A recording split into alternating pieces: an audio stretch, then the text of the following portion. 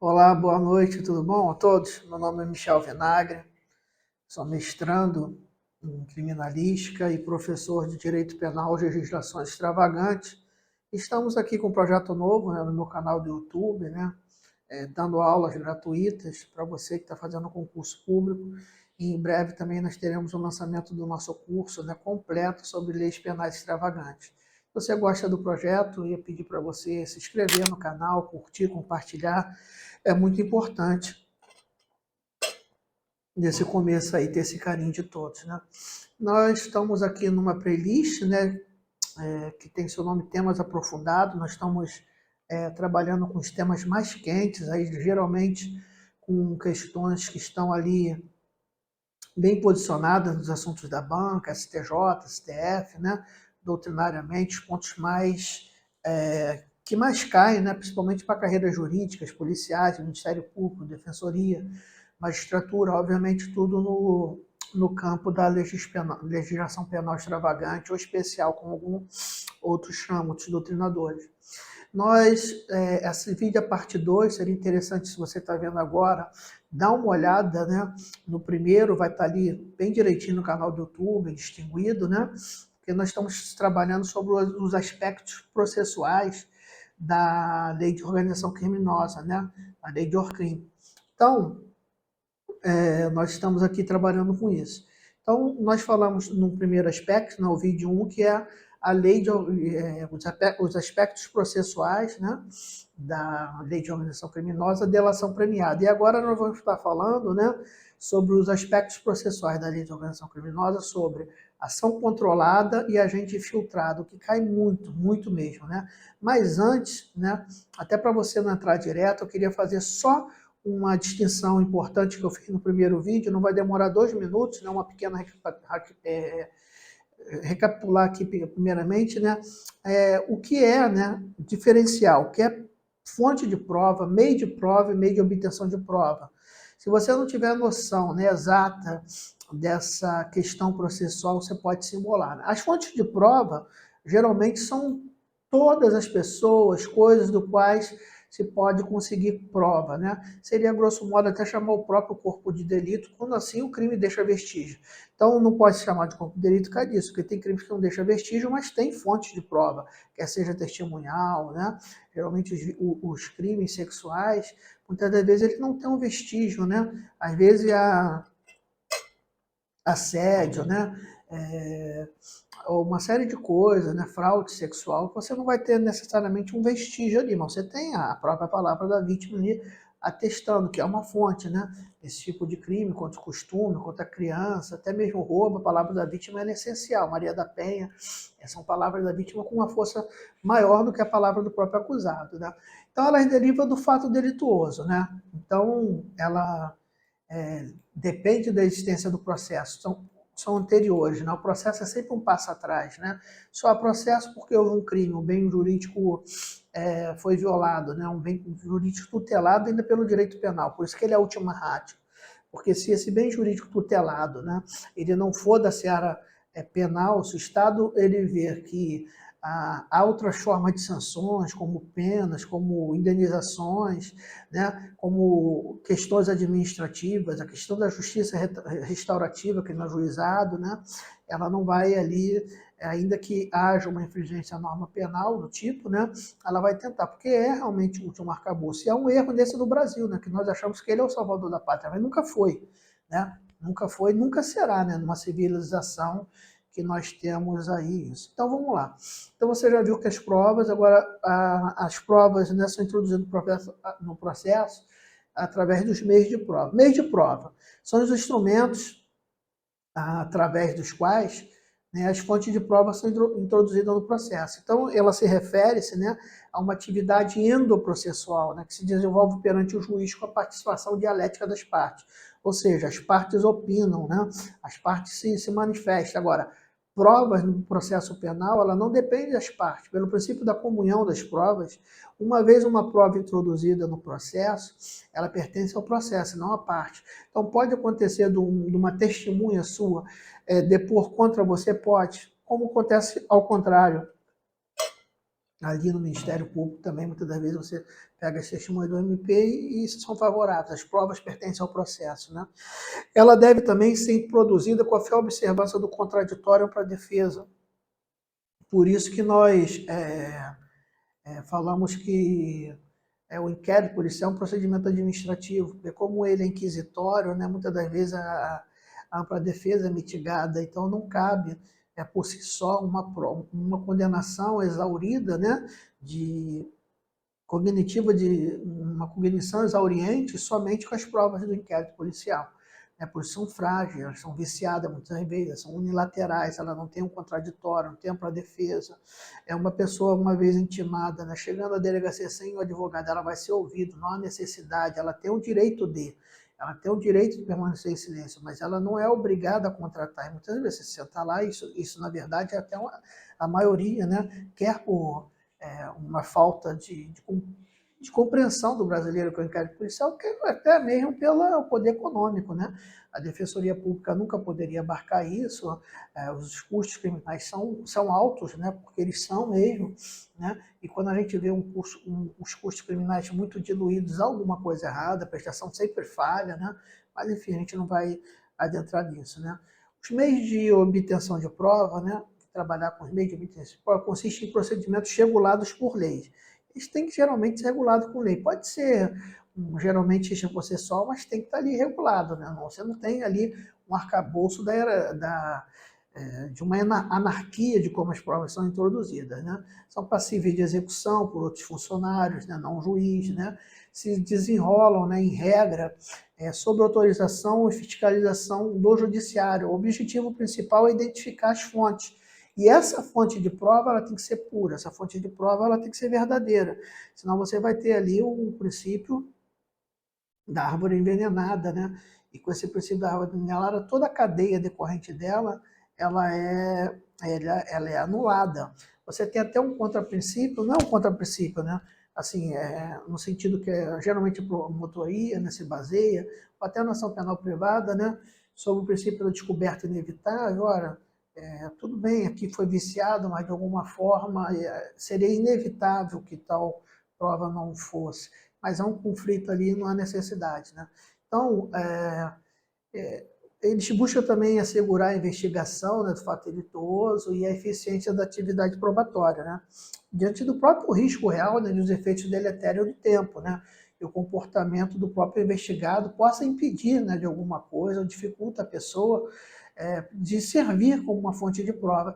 A matéria até interessante isso, que saiu agora a decisão no STJ, de RHC, né, que quando envolve crimes contra criança ou adolescente, né, pode sim ter a tutela antecipada de provas, né? É conveniente na instrução criminal processual, para você ver que o bem jurídico tutelado é muito sensível, né? Nós somos sensíveis realmente a qualquer dano a uma criança ou adolescente, né? Então, também outra observação, como elas são atividades extras processuais, né? O contraditório para a defesa, às vezes, é feito de uma maneira diferida, né? No processo, na etapa aquisitória, né? Mas, no entanto, você tem que ter em mente o seguinte, né? Não é porque ela é diferida, ela pode ser de qualquer coisa, ela tem que ter ali as garantias principais, ali tem que ter, investigado. Então, ela tem que cumprir alguns requisitos, né? Ela tem que ter a reserva legal, né? Que é o desdobramento do princípio da legalidade, tem que estar ali previsto em lei, você tem que ter uma reserva de jurisdição, né? As provas têm que ter obtenção, né, de prova e depende da autorização judicial, e o princípio da proporcionalidade, né? Esse princípio da proporcionalidade, ele abarca, como que eu posso explicar, né? Como devem ser observados os três princípios, né? Ou seja, que são eles: necessidade, adequação e proporcionalidade em sentido estrito. Então, se você quiser mais aprofundar sobre os meios de prova, meio de obtenção de prova, dá uma olhada lá na lei da ORCRIM, no artigo 3, né? Você vai tá com isso tudo aí. Então, feita essa observação, né? Feita esse adendo necessário, vamos adentrar no tempo, né? No tema em si. Vamos começar pela ação controlada. Na ação controlada, né, ela retarda a investigação policial, né? A alienação controlada também é tida como a,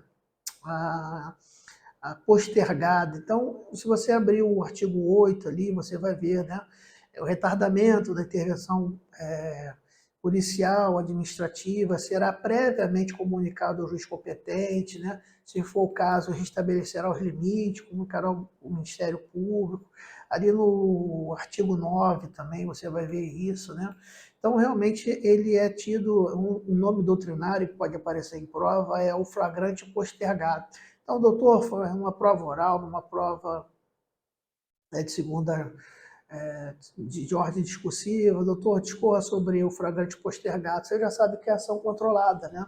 E ela vai estar ali, sim, né, descrita em leis penais extraordinárias. Então, a necessidade, às vezes, uma prova de processo penal, a matéria de leis penais extraordinárias é muito interessante, ela é muito rica, e ela também fomenta dinheiro, porque se você observar, né, eu tenho pessoas aqui que estão me ouvindo que elas só estudam, mas eu tenho advogados também. Quando eu tenho os advogados, eu tenho que ver que hoje, né, se você pegar uma seara das grandes cidades, Rio, São Paulo, as capitais do Nordeste, Minas Gerais, você vai ver qual a maioria dos crimes, né? Eles estão ali no Código Penal na parte especial ou estão nas leis penais? É massacrante você ver hoje. A ORCRIM cresceu muito, né? Que é a lei de organização criminosa, mas tráfico de drogas, né? Ele já pega ali um percentual absurdo, acho que a pessoa já não dominar. Estatuto do Desarmamento, Lei Maria da Penha. Então, é interessante você ter essa noção, senão você não sobrevive no próprio mercado, né? Eu acho que é uma coisa assim bem óbvia. Você vê as pautas hoje, tráfico de droga, Maria da Penha, então, você não há de ouvir como que tem. E outros, né? Você sempre vai ter. Não que não seja importante, mas para você ver o grau, né? Então, ele também é conhecido como flagrante postergado, né? Ele consiste, né, no retardamento da investigação policial, né, o administrativo em relação à ação praticada por organização criminosa. Então, chama atenção para isso. Ele pode ali, tem muito esse filme dos Estados Unidos, né? Você já tem a percepção, né? O propósito, mor, né? A natureza jurídica dela, é realmente alcançar. A ORCRIM, ela é toda estruturada para alcançar, né? Para que você venha estar alcançando os chefes das instituições, né? O legislador viu assim, poxa, a gente prende toda hora, né? É até um debate aqui, é bom que aula você pode ir devagar, né? Eu sou do Rio de Janeiro, se você estiver em outra capital, né? Então você vai ter uma noção. Aí onde você estiver, geralmente onde tem o tráfico de drogas, já tem aqueles lugares que chamam-se Cracolândia, em São Paulo, então acho que está tendo. Aqui no Rio de Janeiro você passa alguns lugares, tem a linha do trem, você passa numa avenida aqui, uma das mais importantes, que é a Avenida Brasil, você chega ali na altura do Caju, você vê aquelas pessoas ali atravessando frente do carro, sem noção de nada, muito atropelada, quando há engarrafamento, eles assaltam. Tem um caso de um amigo meu, que é policial militar, e o cara tentou roubar o celular do policial militar, são coisas surreais. Mas o que eu ia falar, né? Poxa, é uma guerra insana, você mata 10 traficantes de Italia, eu não estou defendendo a legalização, nada disso. Eu quero falar o seguinte, que a lei viu assim, poxa, mas existe alguém por trás lucrando mais, né? Hoje até teve uma operação nacional aí, prenderam um irlandês, os caras tinham 150 milhões na conta, né, lavando dinheiro por trás. Ou seja, existem estruturas inteligentes que estão atrás por toda uma estrutura delituosa. Então, o ORCRIM é isso. Então, um flagrante postergado, a intenção dele, né, é que realmente você venha se abster de exercer ali uma prisão em flagrante, sem estar ali numa prevaricação, etc., porque você quer alcançar, dentro da sua investigação, quem realmente é as figuras maiores, é desestruturar a organização criminosa, né? Então, ele não está só aqui. O Instituto da Ação Controlada, ele é previsto também em outros diplomas normativos, né? Então, ele está na lei de lavagem, na lei da lavagem, ali no artigo 1, parágrafo 6º da lei 9.613 de 98, o pacote anticrime introduziu. Lei de drogas, ali no artigo 53, 2, vai estar falando sobre isso. No artigo 53, 1 é sobre a infiltração de agentes. Você vai ter na lei de antiterrorismo, artigo 16, que é a lei 13.260 de 2016. Você vai ter na lei de repressão ao tráfico de pessoas, que é o artigo 9º, artigo 8º, não me lembro. né, que é a Lei 13.343 de 2016. Então, você vai ver ela muito importante. Vamos, então, fazer algumas considerações. Né? A lei, que no caso, a gente está se atendo mais à lei de organização criminosa. Nós estamos trabalhando, mas bem passando sobre como esses delitos alcançam ação controlada. Só tecemos algum comentário deles outra lei. A gente está aqui na Lei 12.850 de 2013, que é a Lei da Organização Criminosa, né? Então vamos lá, na Lei da Organização Criminosa, né, ação controlada, olha que coisa interessante, matéria de prova. Se você estuda anotando, ela não depende de autorização judicial. Tá? Ela não depende, ela não tem essa reserva de jurisdição para ação controlada. Ela tem que comunicar ao juiz dependente. Então, pode acontecer, né? Eu, geralmente, quando advogo, eu cavo nulidade. Pode acontecer a nulidade pela falta de comunicação, mas não porque dependia de uma prévia autorização, né? Então, diferentemente, exemplo, da lei de ação controlada na lei de lavagem de dinheiro, né, que ali há necessidade de autorização, com a prévia ativa do MP, na organização criminosa, não. Então, teve até um RHC do ministro Rogério Schmidt Cruz, né, que vai falar isso. A ação controlada, né, é prevista no artigo 1, no parágrafo 8º do ORCRIM, depende da autorização, bastando sua comunicação prévia à autoridade judicial. Então, na prática, ele comunica que ele está tendo, né? Então, a gente tem que ter isso também. O juiz, ele pode, né, o juiz que é o destinatário final do processo e o presidente de qualquer ato, no caso aqui, isso dependerá do juiz da garantia, mas está suspenso, né, pela liminar do ministro Fux, está suspenso até hoje. Eu estava até comentando no outro vídeo que tem uma previsão possível, né, de ser retornado a ministra Rosa Weber, mas nada concreto vai ser tomado, entendeu? Então, ele pode estabelecer um prazo máximo para ação controlada, né? Findo com a autoridade policial obrigada a representar pela medida protetiva, ou seja, fim desse prazo, ela é obrigada a representar. Matéria interessante, sem uma resposta concreta, se você tivesse que explicar numa prova oral ou numa prova de segunda chamada, né? Se uma vez você, a autoridade policial comunicando ao juiz, não, você não tem essa posição no momento, né? Se o juiz, ao ver, ele poderia indeferir e pedir, olha, você teria duas correntes para sustentar. A primeira, que uma vez, né, o processo ele tem afastado o máximo o juiz das ações que envolvam matéria de ofício para preservar a questão,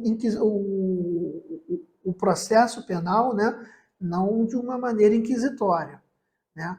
Então, o juiz ele tem se afastado disso, né? Para você ter sob a presidência dele, né, um grau de instrução que fuja disso. Agora, você também pode justificar, né, que com a nova decisão da STJ e STF, que pode o magistrado condenar, mesmo que o MP, né, ele peça absolvição, né, já foi pacificado, não pacificado teria que ter uma súmula, mas é a inclinação dos dois tribunais, porque o juiz, como o destinatário final da prova, não poderia ser um mero espectador. Então, você também poderia ter que, uma vez essa determinação, você também poderia ter. Então, você teria duas correntes aí para você defender, tá bom? Só aventei isso daqui. A quebra do sigilo previsto no parágrafo 2 ali, do artigo 8, né, faz incidir o crime previsto no artigo lei da lei do crime. Dá uma olhada lá no artigo 20. Até o encerramento das diligências, também outro ponto, né? Então, a gente está trabalhando 3 pontos. Primeiro, que o juiz pode estabelecer um prazo máximo. E se esse prazo máximo ir, a autoridade policial pede a prorrogação motivadamente, né? A quebra do sigilo no parágrafo 2, né? O sigilo de qualquer ação controlada, ela pode punir o responsável no artigo 20. E o terceiro, né, que até o encerramento da diligência, os autos ele é os acessos é bem restrito ao juiz, MP e delegado. E isso daí vai contra, né, a uma pequena celeuma no sentido do Estatuto da OAB. Ou seja, mas isso também já é pacificado que as provas de diligência em andamento o advogado não tem vista, né? Acho que é a súmula vinculante 14 ou 24 da STF, eu vou dever essa para vocês. E como a gente está falando com o estudante, vocês sabem mais do que eu, né? Então, nesse primeiro instante, as observações sobre a ação controlada se limitariam a isso, né? Então, vamos pular aqui para a infiltração de agente. A gente já deu, né, uma passagem na ação controlada, vamos entrar ali na infiltração de agente, que esse trabalho de hoje é sobre ação controlada e infiltração de agente. Outras coisas, ali no artigo 3 da Horkheimer, eu achei que não seria um momento. Se o tema é aprofundado, é melhor a gente pegar um tema, né, e exaurir todo ele. Infiltração de agente, você vai achar lá no artigo 10, né, da Horkheimer, né? Então, você dá uma olhada lá no artigo 10, você vai ver. É bem interessante, que é bastante coisa, né? Então, você vai ter que o sistema... então, vamos lá, um conceito, né? O que seria nessa infiltração de agente, né? O que seria ela? Qual a diferença, assim, básica entre ação controlada? Eu espero que você tenha entendido, né? A ação controlada, o que ela quer fazer, né?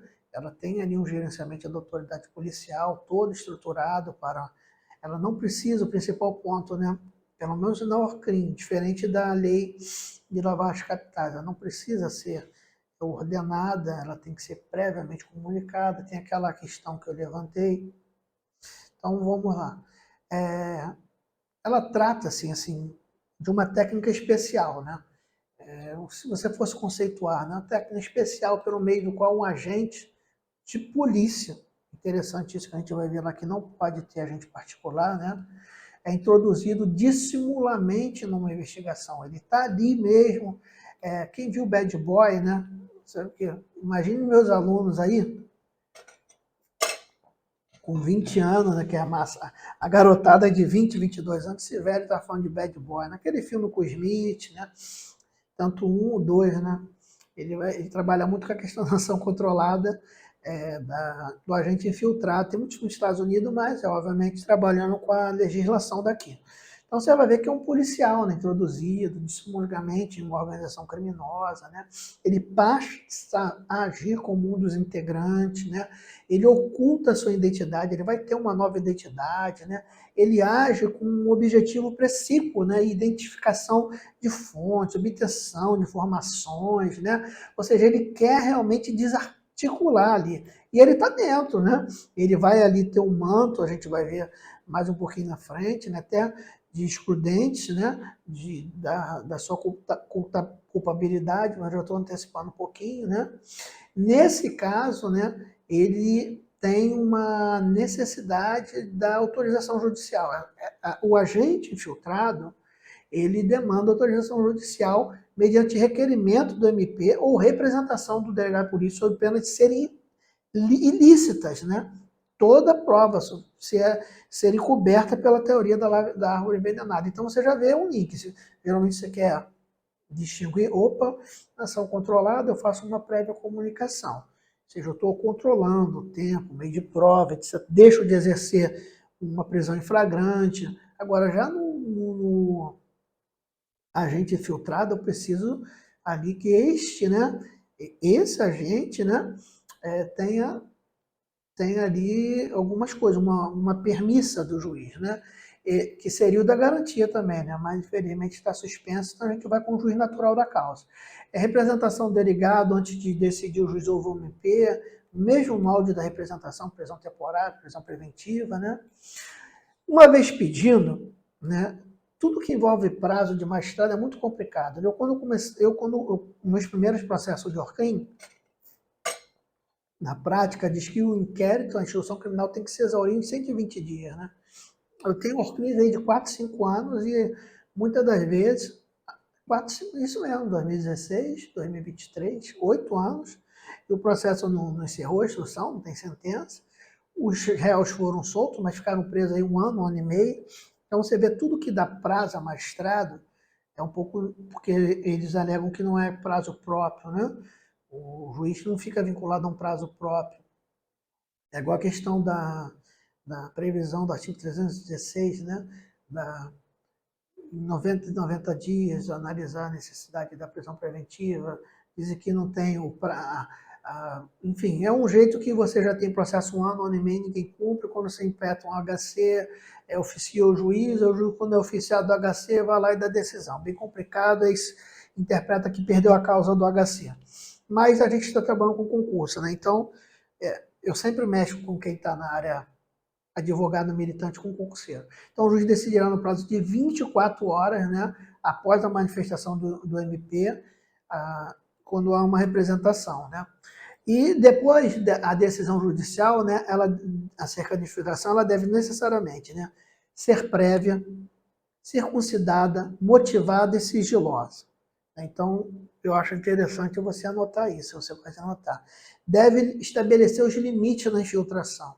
Se eu tenho uma infiltração e eu tenho que pedir ao juiz, e quando eu peço ao juiz, né, eu falo o porquê e aquilo que eu vou fazer, então, porque poderia sugerir, mas como que eu vou estabelecer o limite de uma infiltração? Você só pode ir no tráfico de droga até o determinado município. Passou daqui na sua circunscrição? Não. O juiz geralmente vai ater-se, né, ao próprio pedido. E ali ele vai ver, está demasiado isso. Porque às vezes a autoridade policial pede coisa absurda, né? Entrar em todos os imóveis, né? Não tem nada a ver com infiltração, mas na busca e apreensão, na casa de uma prima, opa, e o juiz vai delimitando. É igual busca e apreensão, acho que é o melhor exemplo é isso. Ó, não vejo, nesse momento não vejo, limita a busca e apreensão a isso, né, criminal. Deve adotar, né, medida necessária para o êxito da investigação e a segurança do agente filtrado. Isso é chovendo molhado, mas tem que constar ali, né? Então, também é bom deixar claro, né, que não são ilegais as provas obtidas. É importante deixar claro que são ilegais, perdão, isso que é muito interessante. Policial militar que foi designado para coleta de dados nas ruas, né, e age como agente de inteligência, ele não pode, sem autorização judicial, ficar como agente em grupo infiltrado. Tá? Tem alguns secretários de justiça, tem uma coisa ainda rara, que é policial militar adido na Polícia Civil. Então é um questionamento, né? Pô, mas esse policial que já está adido, está ali como o policial civil fosse, ele poderia, por cautela, eles não usam. É um tema também para você aventar aí, pesquisar, você que, principalmente se você já tiver a segunda fase oral, né? Você está buscando argumentos, mas no primeiro instante o policial militar não vai. É ilegal, tá? É ilegal. O STF já se manifestou, ele vai falar o seguinte, mais ou menos nesses termos, né? São ilegais provas obtidas por policial militar que designado para coletar conversa de rua, com agente de inteligência, né? Ou sem autorização judicial. Então, ou seja, não tem como, porque isso é uma reserva de jurisdição. Então não pode, né? Não há infiltração policial, né? Agente lotado sobre inteligência. Então tem uma série de coisas nessa questão, né? Prazo. O trabalho de prazo do agente filtrado, né? Ele possui um prazo de 6 meses, prorrogável, né? A prorrogação não é automática, tem que ter fundamentação, porque o agente filtrado é mais extremo que a ação controlada, né? Característica, né, indispensável à infiltração dos agentes, né? Quais seriam elas, professor? Ser agente policial, mas não se admite particular, parece óbvio, mas às vezes pode não ser, né? A gente está trabalhando de Brasil, né? A gente teve até uma lei da Bahia que virou meme, né? Foi ali lavrada materialmente, né? Materialmente ali inconstitucional e formalmente, né? Alterando os artigos da Constituição. Será que a Câmara Municipal daquele município pequeno da Bahia estava brincando? Na cabeça deles poderiam fazer. Então, tem que ser policial. A atuação dessa de maneira disfarçada, tá? Parece óbvio, mas tem que ser, entendeu? Prévia autorização judicial, tem a reserva de jurisdição.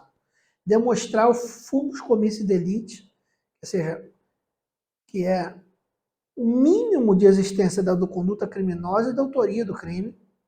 Demonstrar essa indispensabilidade, né, da infiltração, porque se tiver outro meio de prova, não vai ser, tá? Não vai ser. A anuência do agente policial, ninguém é obrigado, tira essa questão que você é obrigado, você que está fazendo delta, você que quer fazer escrivão, você vai estar lá na atribuição dos seus cargos, né? É uma brincadeira até. O delegado de polícia, ele faz dentro das suas administrações, né? Do seu legado, a área administrativa, né, da polícia judiciária não é obrigada para ir para tiroteio, entendeu? Não é obrigado mesmo. Pode rir, pô, o policial delegado está com medo, mas ele não é obrigado a pegar um revólver, fazer diligência externa. Ele vai estar ali, sim, né, comandando as diligências, ordenando ali seus agentes, sim, mas ele não é. Vê depois a lei ali que trata sobre a questão de delegados, seria interessante, né?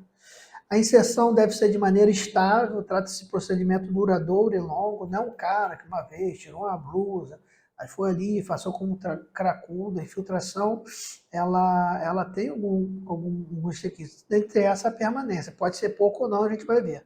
Agir com o objetivo de identificação de fontes de prova, tem que ter um objetivo, né? Ainda quando ele traz o relatório, ele não alcançou, mas ele tinha que ter. Ele entrou ali para quê? Entendeu? Então, mais ou menos isso. Infiltração de agente é previsto em outros dispositivos legais, né? Acho que isso é interessante, assim como ação controlada. Você vai ter na lavagem de capital, lei de droga, terrorismo, a lei de tráfico de pessoas, você vai ter no Estatuto da Criança e Adolescente, no artigo 190, só que essa infiltração só pode ser, não é digital o nome que eu ia falar, né? É virtual, né? Não adianta. A lei ela é taxativa, não é exemplificativa. Eu preparei aqui um quadrinho, né, para falar da infiltração de agentes em outras matérias, eu acho que seria interessante, né? Eu trabalhei aqui com 4: ECA, lei de drogas, a própria crime, nós estamos falando lavagem de dinheiro, né? Principais características na lei do crime organizado, né? Você tem que estudar ali do artigo 10 e 14. Primeiro, prazo de 6 meses, podendo sucessivamente ser ali. Poderá ser adotada se a prova não puder, né, ser produzida de outros meios.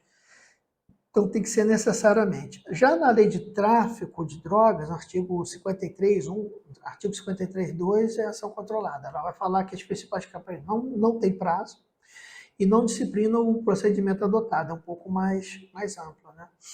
Lá no ECA, é 190A, 190F ou E. Dá uma olhadinha depois, aí, não sei nem se tem um 190F. Ela é menos dias, é 90 dias, sem permitido renovações, né? Mas ela pode ter um prazo até no máximo de 720 dias, ou seja, é permitida a renovação, mas não automático, né? Ela só pode ser adotada se a prova não puder ser por outro meio, né? E virtual, tem que ser pela internet. Geralmente é para ver crime de pedofilia, etc. E tal. Pode ter outro, pode. Na lei de lavagem de dinheiro, né, ali no artigo 6, artigo 1, parágrafo 6, ela vai falar que ela foi inserida pelo pacote anticrime, né? Ela geralmente é para apuração de crime, de que trata de utilização da ação controlada de agente, né? Ela vai estar ali realmente só para isso. Então, seria mais ou menos esses infiltrados, né? Então, na lei de Ocrim, deixa eu organizar melhor. Eu vou tentar abrir aqui a lei, eu não estou com ela. Mas seria para apuração de crime de que trata o artigo, né? E admite-se, né, a utilização de ação controlada de infiltração de agente, né? Então seria mais ou menos isso. Só admite, ela não vai delimitar. Então espero aí que eu não tenha confundido. Eu vou dar uma passada. Na lei de organização criminosa, prazo de 6 meses pode ser renovado, só pode ser obtido se o agente realmente não tiver outros meios. Na lei de droga, não prevê tempo máximo, não disciplina o procedimento. No ECA, né, o prazo é de 90 dias, pode ser ali renovado, mas até no máximo 760 dias. É o único meio de prova, também tem isso, e só para crimes realmente da internet, né? E da lavagem de capitais, ela vai falar que é para apuração de crime que trata daquele artigo. Mas você tem que ler o artigo 1, né? Para ver como que o agente ele pode. Agora, tem, professor, a diferença de agente filtrado para agente de inteligência? Tem. O agente de inteligência, começar ao contrário, né? Ele é aquele que tem a função prévia, genérica, né? Ele busca informações de fatos sociais, ele não precisa da autorização, ele é um investigador. A polícia judiciária já tem esse poder, então ele é um agente de inteligência. Né? Você vê ali a polícia civil, mais quietinha, se você vê de 10 carros de polícia, você vê 9,5 da polícia militar, né? Mais alguns percentuais ali para fazer o 10 da Polícia Civil e da Polícia Federal, que são agências de inteligência. Né? Já o agente infiltrado, não. Né? Ele tem finalidade repressiva, investigativa, né? Ele busca, né, a obtenção de elementos probatórios, né? Os fatos supostamente criminosos, ou seja, ele está ali com uma organização criminal específica. Né? Ela também só pode ocorrer com a prévia autorização judicial. E quando eu estou infiltrado, eu posso tudo, professor? Tudo, tudo. Vou lá, bato num, mato no outro, né? Então, vamos entender tudo, né? Tudo na lei criminal. Você vê a jurisprudência de ilicitude, né? Você tem a legítima defesa da legítima defesa, a legítima defesa putativa. Você vai ver que o excesso abre aso para um. Então, você que está me ouvindo, com quase certeza todos sabem, eu posso estar agindo de legítima defesa contra um roubo. Imagina uma pessoa que eu estaria com simulacro, ela nem tem a arma, eu começo a me defender, a pessoa para, já está imobilizada, eu pego, começo uma pedra na cabeça, começo a matar, ela com as últimas forças, ela pega uma faca, alguma coisa e me dá. Então seria uma legítima defesa, uma legítima defesa.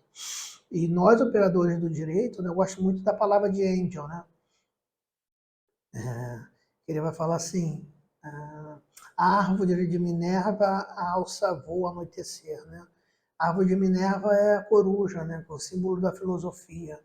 Ou seja, isso dá a entender que nós temos que tomar decisão madura, sem o espectro do leigo, que quer matar, que quer, né? Sem o poder jurisdicional, pertencência ao Estado, quer fazer auto-execução, que é até compreensível, né? Até nós mesmos, no inflame ali de uma ocorrência, a gente age como um homem primitivo, né? Como dizia Bob Jefferson, você desperta em mim meus instintos mais primitivos. Agora, tem limites, né? Então,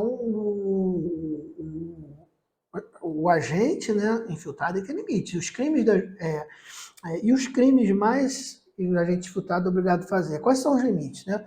Olha, o artigo 13, eu vou ter que ler aqui, deixa eu ver se eu acho aqui. Achei. Parágrafo 1º. Que os crimes praticados pelo agente filtrado serão cobertados por uma causa de exclusão de culpabilidade. Então, na verdade, o que acontece? Né? Quando não há excesso, ou seja, excesso vai ser responsabilizado, tá? Ponto. Mas quando não há excesso, né, é uma causa excludente de culpabilidade, não de atipicidade. É cláusula excludente de culpabilidade em razão da inexigibilidade de conduta diversa. Ou seja, se você ler o artigo 13, você vai ver que o agente tem que demonstrar a inexigibilidade de conduta diversa. Se ele não conseguir provar essa inexigibilidade de conduta diversa, ele responde pelo crime. Ou seja, é muita questão. Nós tivemos aqui no Rio de Janeiro, né, um policial civil, antigo, acho, que foi denunciado a júri popular porque o ladrão estava com simulacro, deu as costas, ele efetuou 3 disparos pelas costas, né? Ou seja, então, pelas costas, 3 disparos, então houve excesso. É lógico que tem um clamor social, etc. Tal, eu não estou defendendo a posição, mas tome muito cuidado, principalmente você que é da carreira delta, né? Ralar pra caramba, conquistar uma carreira linda para perder, promotor, juiz, né? Defensor, né? Todos aí com seus portes de desarma, com seus salários de 40, 50 mil, entendeu? Tome cuidado, você é diferenciado, você não é melhor. Você se diferenciou, você estudou, pagou preço, deixou de namorar, deixou de casar, deixou de comer, deixou de vestir. Os retratos do concurseiro são absurdos, né? O que ele deixa de fazer. Ele vai numa cidade maravilhosa e, sabe, não pode comprar nada. Quem tem outra viagem daqui a 2 meses, ele não está ali passeando. Só quando, graças a Deus, ele é muito bem financeiramente, aí sim, o cara sai dali tirando onda, mas não é a realidade das pessoas, né? Eu estava conversando com juízes que passou, a primeira coisa que ela tem que fazer é um empréstimo para quitar a dívida de concurso, minimamente se instalar numa cidade, né? E quem é servidor público sabe que empréstimo e servidor público não combina, né? Você tira a tua qualidade de vida, né? Os que ganham menos ali, quantos? Você vai ficando viciado naquilo, aí você renova, quando você vê, você não tem nem noção, né? Então, é bem complicado, né? Mas vamos lá. Modalidade de infiltração. Isso é importante, anota, que é decoreba, mas é interessante, né? Você tem o deep cover, né? O que é o deep cover, professor? É uma infiltração profunda, que normalmente dura mais de 6 meses, né? Em razão das renovações. Isso é profunda, né? A light cover, né? Ela é a infiltração mais branda, né? Que a gente não perde o contato com a família, normalmente dura menos de 6 meses, né? Às vezes é um único encontro, né? Porque a deep cover, a pessoa perde até o contato com a família, então realmente não é uma coisa assim tão fácil não, né? O agente infiltrado em ambiente cibernético, muito cuidado, porque também você fala assim que é mais light, mas a chance de você não ter uma conduta de exigibilidade de conduta diversa é grande, então você tem que ter uma noção. Então, exemplo, né? Ela pode ser limitada, às vezes, a infiltração do agente, ela pode ser limitada a questões de agentes policiais, mas no âmbito digital, né? Então, para a investigação do crime, né, de organização criminosa, com conexo, né, quando houver indícios da infração penal, ali no artigo 1 dessa lei, né, e ela não puder ser provada por outro meio, né, então, em regra, né, os agentes virtuais têm que conter o seguinte, isso serve para todos também, né, você tem que ter o fumus comicio delito, que significa o indício de autoria e prova materialidade. Você tem que ter tem uma pequena, essa é a regra, né? Você vai ter uma pequena exceção, né, para o agente filtrado, né, o fumus comicio delito, se o fumus comicio delito, ele pode, às vezes, se limitar a indício de mero indício de existência de crime. Mas eu vou falar na prática, isso é só para prova, né? Na prática mesmo tem que ter os dois, tá? Muito difícil você só ter essa exceção. Algumas coisas aqui sobre o agente virtual, né? O requerimento de infiltração virtual, obrigatoriamente, ele tem que ter o seguinte, quer anotar? Demonstração da necessidade da medida, alcance da tarefa dos policiais, né? Buscando conferir um maior conhecimento no juiz, né? Um controle prévio ali da situação. Você pode ter ali questões digitais que você adentra na vida pessoal da pessoa, os dados, intimidades, né? Algumas têm até conteúdo íntimo mesmo, relações sexuais, falas familiares, então, né? Você tem que indicar nome, apelido dos investigados, você tem que indicar o local da infiltração, quando possível, né? Importantíssimo, porque isso daí, muitas das vezes, né? O policial infiltrado, ele pode cometer crime, porque você tem que indicar, né, o dado da conexão, hora, data, endereço de IP, né? Outros dados cadastrais, nome, endereço, por exemplo. Então, a identificação dos investigados. Então, você tem que tomar muito cuidado. Aí você está ali direitinho, está motivado, entra de outro lugar, de outro IP. Se é algo tão restrito, pode ter interpretado pela autoridade judiciária que você está se aproveitando, outra pessoa teve acesso, e até tem, né? Se ela sacar um pouco de internet, ela vai ali no histórico, de repente entra. Erros são, né? Pode ser um erro humano. As características principais, né, do agente filtrado digitais, né, não pode ultrapassar 6 meses, é renovável, não pode também ultrapassar 760 dias, né, e isso tem que ser sempre renovado. É obrigatório o tipo do MP nessa medida. também buscando dar maior segurança e utilidade, né, da técnica de investigação, né? Todos os atos praticados deveriam ser registrados, gravados, armazenados, né? Outra coisa interessante, por se tratar de meio de prova que é repetitiva, né? Os autos deverão ser apresentados ao juiz, né, da instrução e julgamento. Então, esses seriam mais ou menos os pontos aqui principais. Pessoal, acho que eu acabei, vou só uma olhada aqui. Eu acho interessante você ler ali, né, a leitura do artigo 12, né, do 10, né, do 13, do 14, né?